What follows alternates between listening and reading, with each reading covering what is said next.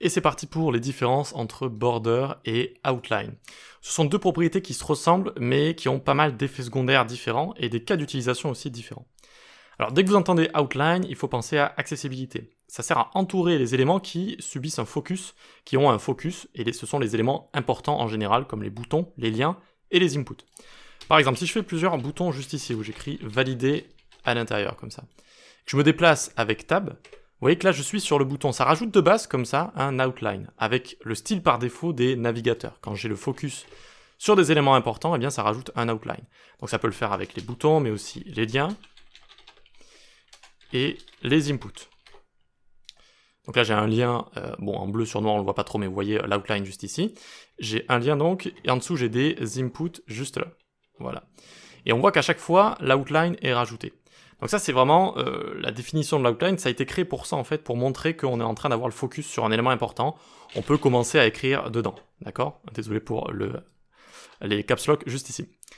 Ok, très bien. Donc maintenant, border, à quoi ça sert? Border, eh bien c'est pour tout le reste, c'est pour styliser un élément, tout simplement. Pour le faire ressortir, pour qu'on puisse mieux le voir, pour mieux le délimiter. Par exemple ici, mon container, que j'ai ici, mon formulaire, eh bien, je lui ai mis un border white ici, d'accord? Avec une bordure blanche comme ça de 1 ou 2 pixels. Voilà, ça permet de le faire ressortir, ça permet de mieux le voir, etc., etc. Ok, donc maintenant qu'on sait ça, ici mon premier input, je lui ai rajouté des bordures, et lui, je lui ai rajouté la propriété outline.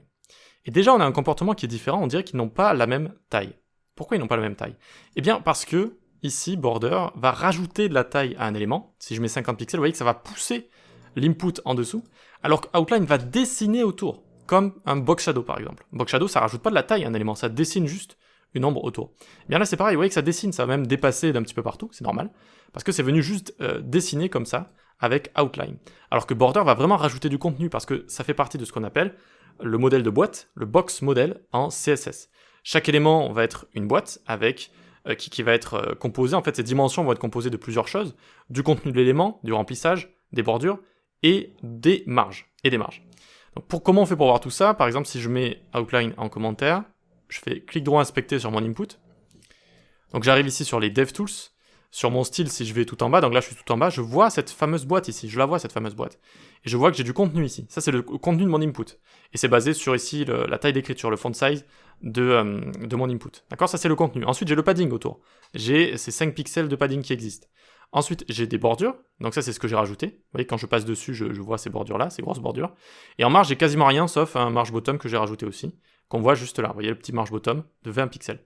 C'est ça le modèle de boîte, c'est ce qui sert à créer tous vos éléments comme ça. Comment on sait sinon quelle dimension il faut donner? On le sait grâce comme ça au modèle de boîte. Ok, très bien, super. Donc une fois qu'on a ça, déjà on voit ces différences-là. Et donc une fois qu'on connaît ces différences, et que je vous ai dit que outline c'était utilisé pour l'accessibilité de base, quand un élément important reçoit le focus, eh bien là vous voyez que j'ai changé outline sur outline, donc si je clique dessus, eh bien il n'y aura plus cet effet de focus de base. C'est-à-dire là, regardez, je le mets en commentaire, je clique, là il y a l'effet de focus qui est rajouté de base, vous voyez? Et si moi je le rajoute à la main, ça va passer au-dessus des user agents, c'est le style par défaut des navigateurs, et ça va seulement appliquer comme ça outline. Ce qui est un petit peu bizarre, on pourrait dire, parce que le style par défaut est appliqué avant l'autre style, en fait le reste du style, et donc avec la cascade, ça devrait être ce qui est appliqué avant, en plus ça aurait une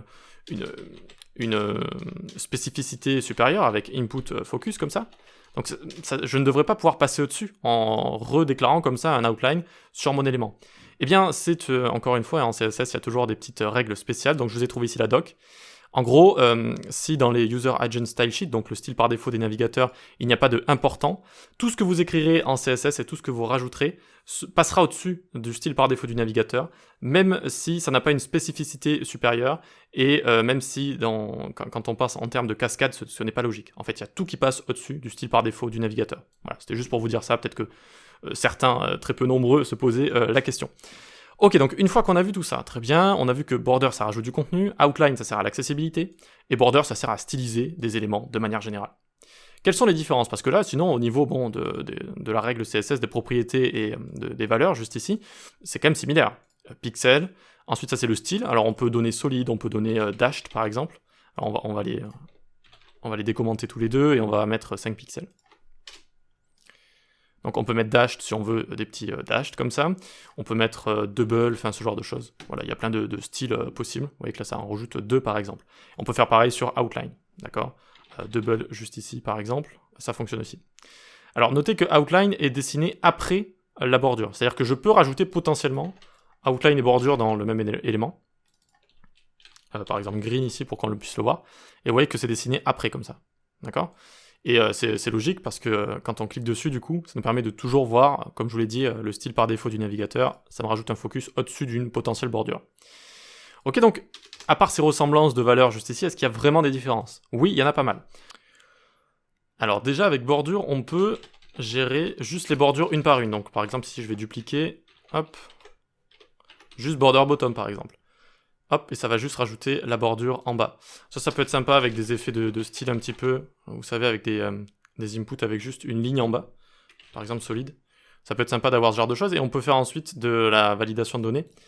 Donc par exemple, on la met sur rouge si ce n'est pas bon, d'accord, et ça passe en green si ce qu'on est en train d'écrire correspond au modèle de données qu'on a envie de recevoir. D'accord, donc ça c'est assez pratique, border, si vous voulez faire de la validation par exemple. Donc on peut gérer border bottom, border left, etc., etc. Ça on peut pas le faire avec outline. Si je tente un outline right par exemple, ça n'existe pas. Vous voyez, ça me dit attention, ça n'existe pas. Ok, donc ça déjà c'est un avantage pour border. Enfin un avantage, de toute façon je vous ai dit qu'on ne les utilise pas au même endroit. Hein. On va juste essayer de revenir comme ça. D'accord, donc outline c'est pour l'accessibilité, border c'est pour tout le reste, le style, la mise en page, etc. Donc ensuite, je m'étais marqué juste ici. Alors oui, on peut aussi utiliser ce genre de choses. Border image avec les bordures. Et ça va nous servir, alors on va avoir... border image fonctionne seulement si on a une bordure du coup qui est déjà déclarée juste au-dessus. Hop, donc 5 pixels par exemple. Donc ça nous permet de mettre un dégradé linéaire dans des bordures comme ça. Voilà, avec border image, avec une valeur juste ici. Je vais pas vous expliquer border image ici, c'est une propriété qui est assez étrangement, assez dure à comprendre. J'en ferai peut-être une vidéo complète. En tout cas, on peut faire potentiellement ce genre de choses. Ok, donc c'est à peu près tout ce que je m'étais écrit à côté. Maintenant, on va parler de outline. Outline a une propriété spéciale qui est outline offset. Et qui est seulement disponible pour outline. Donc par exemple, on va repasser sur du solide. Et ça permet, vous voyez, de rajouter offset, ça veut dire un décalage entre l'élément et notre outline juste ici. Border offset n'existe pas, d'accord? Donc ça, c'est une différence. Donc outline, c'est après la bordure. Outline, on utilise donc pour montrer le focus sur des éléments. Si on enlève cet outline, on peut le remplacer par box shadow et tout. C'est ce que je m'étais écrit à côté. Donc c'est vrai que parfois, vous pouvez voir outline none, il faut faire attention avec ça. Parce que comme je vous l'ai dit, ça passe par-dessus le style par défaut du navigateur. Donc si je clique dessus, vous voyez que je n'ai plus le focus. Donc à vous de le rajouter après. On n'est pas obligé d'utiliser outline, on peut utiliser box shadow, border, on peut utiliser des animations avec des pseudo-éléments et tout, mais il faut montrer en fait quand on est dans un élément important, eh bien qu'on est en train d'avoir le focus dedans. Voilà, il faut que ce soit visible, Ok, très bien, très bien, très bien. Eh bien à partir de là, la dernière chose que je veux vous montrer, c'est un petit tricks qui existe. Donc là on est sur la page d'accueil de CodePen. CodePen vous connaissez sans doute, en tout cas c'est pas ça qui importe juste ici, je voulais juste une page avec beaucoup d'éléments. Et on peut faire une petite manip pour voir vraiment les bordures de tous les éléments, ou plutôt la délimitation de tous les éléments. Si on veut débugger un petit peu en CSS, ça peut être une technique. Donc j'ai ouvert les DevTools avec F12, normalement ça vous les ouvre en bas juste ici, d'accord? Donc F12 pour ouvrir et fermer comme ça.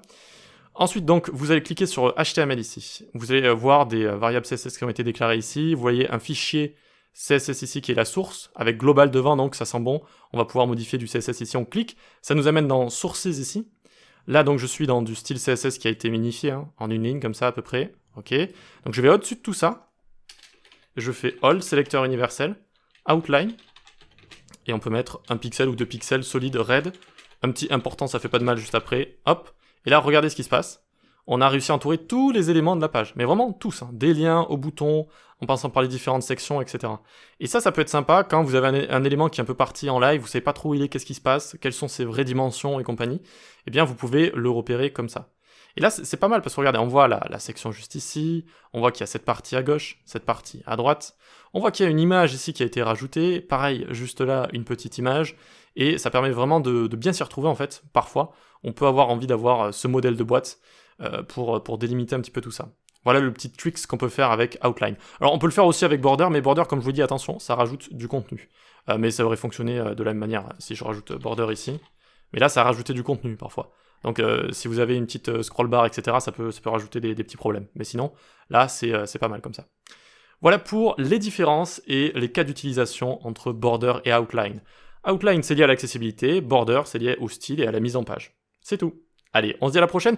Rendez-vous sur le Discord pour parler développement web, la newsletter en description, et vous pouvez suivre mes cours sur les plateformes d'e-learning. C'est bon cette fois, on se dit à la prochaine. Ciao.